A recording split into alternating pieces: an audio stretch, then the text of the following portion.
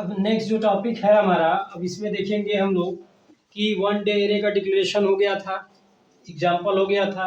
अब one D array को कैसे इनिशियलाइज किया जाता है, मीन्स वन डी एरे को कैसे हम लोग प्रारंभिक वैल्यू देते हैं। इसके लिए यहाँ पे क्या होता है, initialization of one D array, यानी कि वन डी एरे को प्रारंभिक मान देना। सो इसके लिए क्या होगा, जो हमारा सिंटैक्स होगा, प्रारूप syntax, data type array name, ठीक है, साइज, और उसके बाद इस ब्रैकेट में हम इसको लिखेंगे वैल्यू लिस्ट।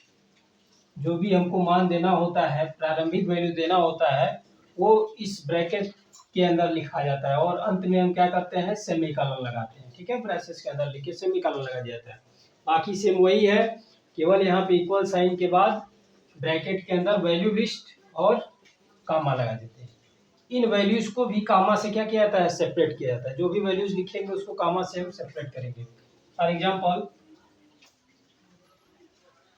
इंट नम, और हमने यहाँ ले लिया 5। अब ये जो 5 है, मैक्सिमम 5 नंबर्स को हम इसमें 8, 7, 6, 12, 10, ये 5 नंबर्स को हम ऐसे कामा से सेपरेट करके लिखा जा सकता है, लिख सकते हैं। उसी तरीके से चर में हमने कोई नेम ले लिया, नेम मान लिया 8 कैरेक्टर का नेम ले लिया, तो इसमें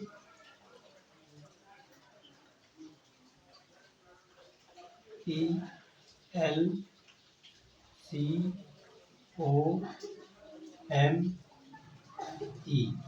वेलकम, इस तरह से कैरेक्टर को लिख सकते हैं। ठीक है, यहाँ हो गया इनिशियलाइजेशन, कैरेक्टर का इनिशियलाइजेशन और इंटीजर का इनिशियलाइजेशन। इन दोनों मानों को हम ऐसे लेके इनिशियलाइज कर सकते हैं।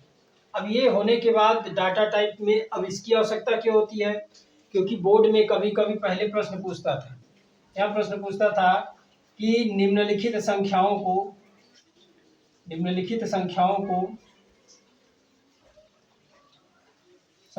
को बढ़ते क्रम में व्यवस्थित करिए। बढ़ते क्रम में व्यवस्थित करने के लिए प्रोग्राम लिखिए।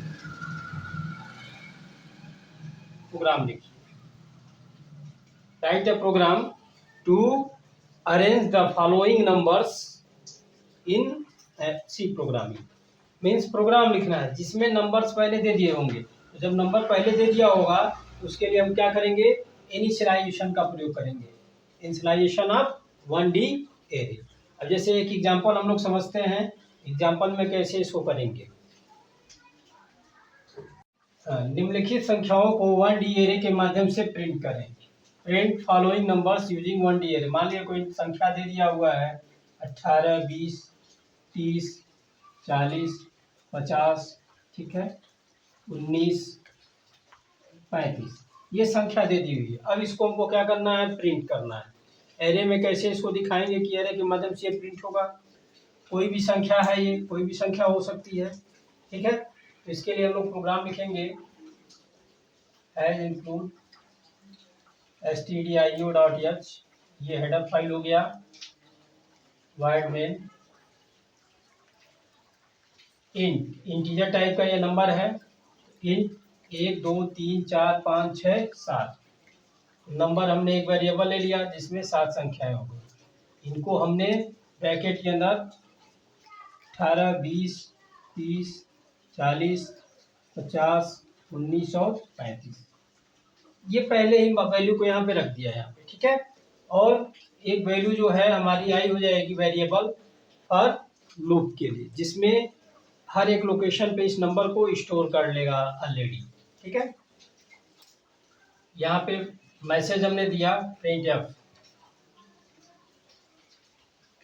नंबर्स आर, क्या नंबर है, नंबर हमको इनपुट करना नहीं है ऑलरेडी, नंबर यहाँ पे नंबर हमको इनपुट करना नहीं है, नंबर्स आर, क्योंकि ऑलरेडी हमने इनिशियलाइज कर लिया है, वैल्यू को पहले ही ले लिया है, इसका मतलब अब यहाँ पे इनपुट करने की आवश्यकता नहीं है, स्कैन एफ करने की आवश्यकता नहीं है, सीधे हम मैसेज देंगे नंबर्स आर, और कितने नंबर्स हैं 7, तो लूप चलेगा i equal to 0, i less than equal to 7, i less than 7, क्योंकि एरे का हमने बताया था कि लास्ट जो स्क्रिप्ट होता है उसकी संख्या क्या होती है n-1 होती है, तो i less than 7 i plus plus, उसके बाद से हम डायरेक्ट प्रिंट कर देंगे प्रिंट एफ %d और एम्परसेंट नहीं लगेगा यहाँ पे, डायरेक्ट ये नम है, यहाँ पे क्या हो जाएगा नम आई।